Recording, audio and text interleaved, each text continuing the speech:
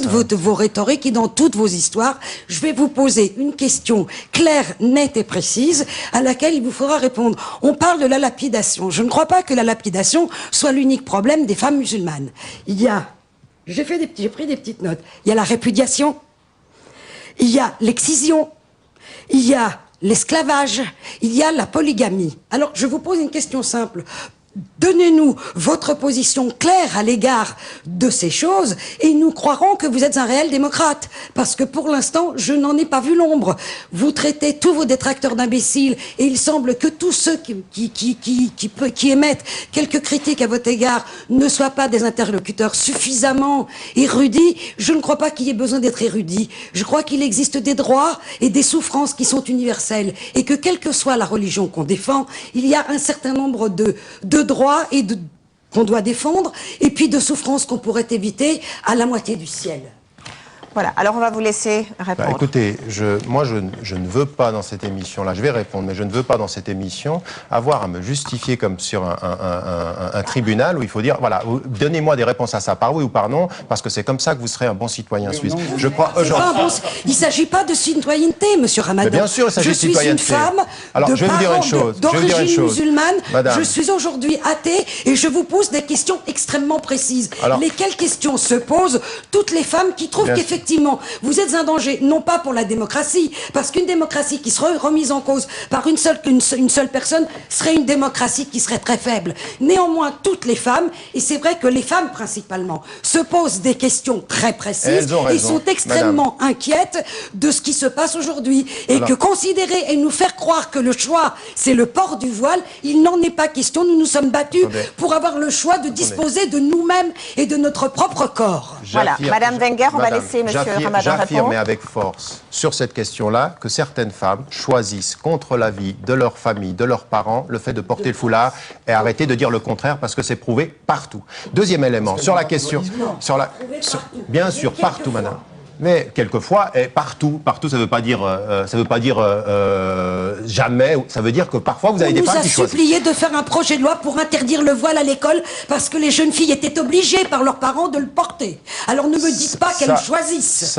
J'ai vu des gamines qui sont prépubères et qui portent le foulard, monsieur Ramadan. Et vous savez, comme je le sais, que ça n'est pas possible en islam. Non, je suis d'accord avec vous sur la question de la prépuberté. Deuxième élément, sur la question du divorce et de la répudiation, la femme, elle a le droit à demander le divorce. La question de la répudiation et la façon dont les choses sont faites aujourd'hui dans la quasi-totalité du monde musulman, je considère que c'est une chose à réformer et à changer complètement. Remise en cause. Mais je l'ai écrit, ça, madame. Deuxième élément. Mais bien sûr qu'il faut réformer. Mais madame, mais arrêtez de votre arrogance occidentale ici de dire mais c'est quoi ça? Mais regardez ce que vous êtes. Regardez, réformer, mais oui, mes amis, mais oui, on réforme on réforme les sociétés, on les regarde pas de haut avec la façon dont vous les regardez en disant c'est comme ça que ça se passe. Non, mais attends. Mohamed Sifawi, c'est de l'arrogance occidentale, ce journaliste. Arrêtez d'intervenir sur notre sujet. Deuxième élément. Fille de la République, tout simplement, et fille de la laïcité. Fille de la République. Et votre discours est insupportable pour des laïcs et pour des républicains. Écoutez, il est insupportable. Mais vous voulez pas il introduit dans le débat républicain des problèmes religieux. Et nous en sommes, vous et moi, à discuter des points de l'islam et du Coran. Madame Wenger, on va laisser terminer, puis je crois que vous voulez... Avec ou sans moi, toutes les constitutions doivent régler des questions religieuses et on est obligé de le faire.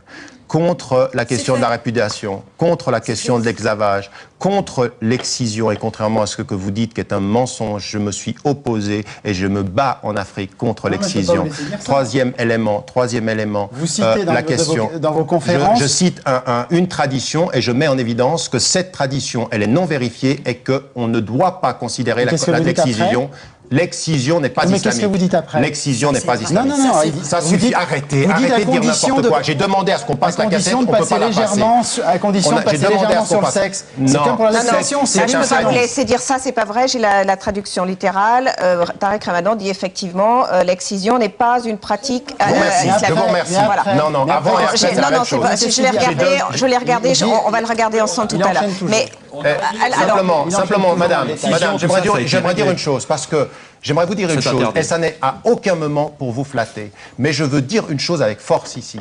Je dis partout dans le monde musulman que si je crois, moi, personnellement, que l'islam en tant que tel n'a pas un problème et ne devrait pas avoir un problème dans les lectures proposées avec la question de la femme, toutes les sociétés musulmanes, sans exception, aujourd'hui, produisent de la discrimination à l'endroit des femmes et qu'il faut se battre. Ça, je le dis avec vous et je le dis aussi dans les communautés. Et j'en arrive à partir de cette discussion-là, arriver à quelque chose que M. Scheller a dit. Je ne sais pas s'il a lu mon dernier livre, Musulmans d'Occident et l'avenir de l'islam. Je me bats pour les valeurs communes. Je me bats pour qu'on arrive à sortir de nos ghettos intellectuels et de nos spécificités. Je ne me bats pas pour accroître les différences, mais mettre en évidence les espaces de convergence. Monsieur Basset, vous voulez rajouter quelque chose ? Oui, il me semble qu'on a une belle illustration de cette difficulté de se comprendre. Et aussi, je reprends ici le titre de l'émission, la question du danger. Parce qu'il y a danger pour ceux qui ne veulent pas bouger. Et ceci à l'intérieur de la communauté musulmane. Et parler de réforme, c'est pas innocent dans l'histoire récente du monde musulman. Et je crois qu'il ne faut pas oublier que c'est le lieu d'un vaste débat. Et dans la lecture qui est faite, vous parlez d'intégrisme, dans la lecture que Tarek Ramadan fait du Coran, il est de loin pas littéraliste. Alors c'est vrai qu'il prend au sérieux le texte et que ça crée une situation de tension en vue de solutions nouvelles à trouver. Je crois que là, un des enjeux, c'est de précisément donner du temps, parce que c'est pas en une émission ou même en quelques années qu'on va aller vers cette évolution. Prendre le temps de bien comprendre les enjeux. Je pense l'exemple de la femme qui a été évoquée. Des femmes, de grâce, monsieur. Des femmes, il y en a plusieurs. Non, tout à fait. Le statut de la femme, la citation qui était faite par M. Scheller de la supériorité de la femme par rapport à l'homme, voilà un texte. C'est l'inverse. La supériorité de l'homme par rapport à la femme. En l'occurrence. Oui. Oui, mais enfin, son discours, donc, laissons le temps du cheminement et de la il est dans le Coran, et qu'à partir de là, il faut tout un travail. Mais on va trouver aussi des textes discriminatoires dans la Bible ou dans d'autres. Ils ont tous la même origine. Alors moi, j'aimerais qu'on passe, pour terminer. Sur la religion, ça vaut mieux. Voilà, sur ce que je voulais dire simplement, c'est qu'il y a eu un long temps d'évolution de la part notamment du christianisme, alors qu'on est à ce moment à un tournant par rapport à ce face-à-face, je reprends l'expression de Tarek, où il faut qu'on crée des conditions de compréhension. Et c'est vrai que c'est pas facile. Madame Djanada est en duplex avec nous, toujours de Sion. François Djanada, vous êtes chef du service du Bureau des étrangers en Valais. Vous avez entendu tout ce qui s'est dit sur ce plateau depuis le début de l'émission, qui illustre un petit peu ces tensions aujourd'hui que vous constatez, vous, sur le terrain, entre certains musulmans et la société laïque. Vous êtes connu pour avoir un discours très ferme sur les conditions que doivent respecter toutes les communautés étrangères, mais musulmanes, pour vivre en Suisse. Est-ce que vous avez quelque chose peut-être à ajouter ou à commenter sur ce qui s'est dit? Écoutez, j'aimerais tout d'abord confirmer que M. Ramadan est vraiment le champion de la rhétorique et qu'il est très bon pour le boniment. Moi, je pense que les fabricants de cigarettes pourraient en réalité lui proposer du service parce qu'il arriverait à vendre ce qui n'est pas forcément bon pour la population. Non, j'aimerais revenir, excusez-moi, c'est un préambule. Je suis sur le terrain, effectivement. Je suis sollicitée parce que je dois m'occuper de politique d'intégration, faire un concept, l'appliquer, et je rencontre des gens qui ont des soucis, qui ont des problèmes. La femme musulmane nous appelle, les musulmans modérés nous appellent en disant « mais autorités suisses, faites quelque chose, ne laissez pas le fondamentalisme s'installer ». Des lois sont appliquées différemment déjà selon la communauté dont on est issu. Je crois que ce n'est pas du tout ce que souhaite notre système démocratique pour lequel l'état de droit est une chose fondamentale. Pour nous, l'égalité devant la loi, c'est-à-dire une loi faite pour tout le monde et qui s'applique à tous, c'est une valeur sur laquelle je crois qu'on ne doit pas transiger. Là-dedans, bien évidemment, il y a aussi l'égalité des hommes et des femmes, il y a l'intégrité corporelle des enfants, il y a l'accès aux soins pour des femmes dont j'ai des exemples très précis à vous donner, elles n'ont pas accès aux soins. Il y a la répudiation, la polygamie, les mariages forcés.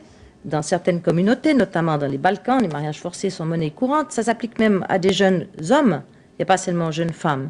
Alors, je veux dire que nous sommes une société dans un état de droit, nous voulons nous donner des règles du jeu, et je crois que la société d'accueil qu'est la société suisse, doit fixer ses règles du jeu, doit faire un mini-catalogue ou un catalogue de ce qui lui paraît essentiel dans sa société, ce qu'elle entend défendre.